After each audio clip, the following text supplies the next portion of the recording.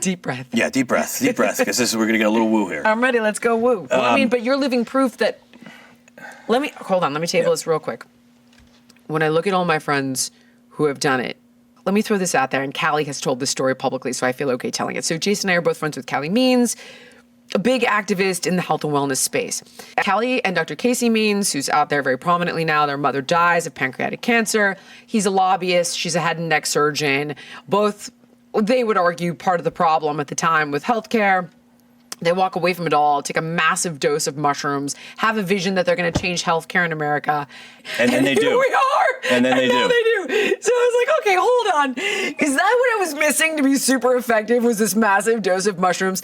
And I've heard the same stories from people like Brigham and people like yourself. So my point is that it might sound a little woo, but with every single person that I know in the space, I'm like 10 steps behind you guys. I'm gonna drink 10 cups of ayahuasca if I need to. Because you guys are living proof that you've tapped into something I've certainly missed. Yeah, I mean, look, there's a very academic, science-based book called The Immortality Key that I would encourage all of your listeners to at least read the summary of. Okay. It's written by a dear friend of mine named Brian Marasco. He's been on Joe Rogan like 5 times. Very academic. He's actually never done psychedelics. And part of the reason he's never done psychedelics is because he wants to be taken seriously on this topic. The Immortality Key, basically, and again, it's a very dense book, so maybe just read the summary, but it basically shows with the most archaeological proof that the ancient Greeks all used psychedelics as a way of rite of passage before leaders became leaders, like Socrates and Aristotle and Plato, and a lot of our modern foundations of society, like democracy, came out of ancient Greece.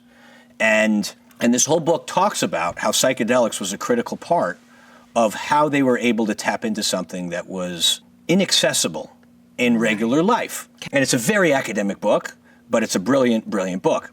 And what happens to a lot of people, and depending on how woo you want to go, what happens to a lot of people, I laid the foundation. What happens to a lot of people there. Is that when you are in that state, and this has been documented in all the university researches as well, a few things happen. So they typically talk about the hallucinations, but what also happens is you see aspects of, let's call them reality, that feel a lot more real than hallucinations. And you realize, in many cases, that we are much smaller and more insignificant than we pretend to be. And we realize that there's something much bigger than us and that we are part of something much bigger. Okay. And many people see what they call God. Many people see aspects of the universe that they can't explain.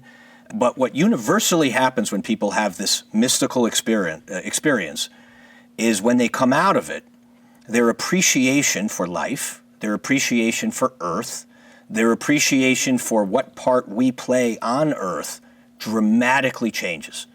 And it makes people far more conscientious about each other.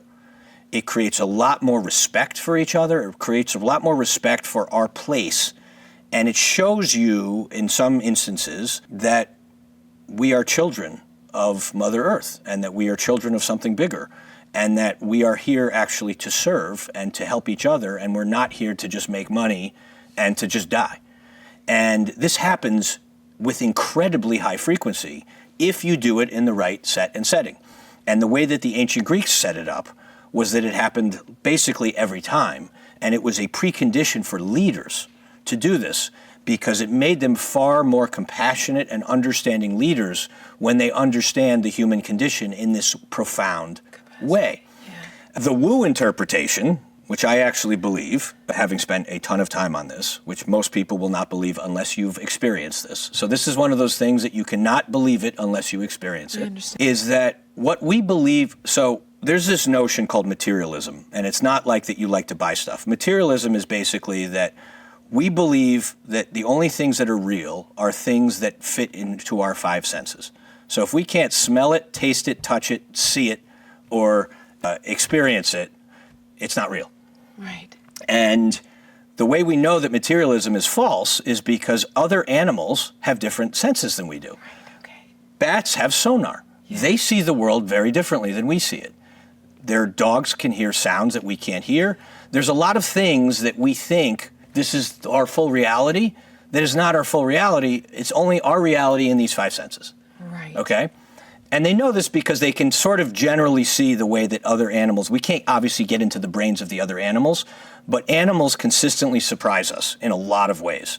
I mean, dogs can smell like a gram of some drug in car paint or something. But like dolphins can tell if you're pregnant, for example, right? And they know this. And so like, there's all sorts of things that we can't explain. Yep, I got it. But like, it's a different reality. Yeah. And so and I can refer you in your show notes to some podcasts with scientists, okay? This is all science-based, who have posited that our brains are not actually blobs of flesh that do computation, that our brains are actually more like transceivers, where we receive information from something else.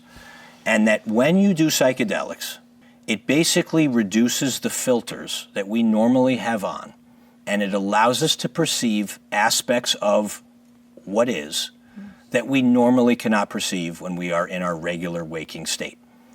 And that is why, and they've done studies with this with one psychedelic compound called DMT, and that's the one you talk about with the machine elves.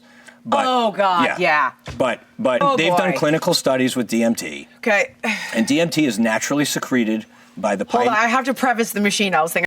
Thank you so much for watching. If you enjoyed the podcast, please like, comment, subscribe, and share. And make sure to let me know what guests you want to see on in the future.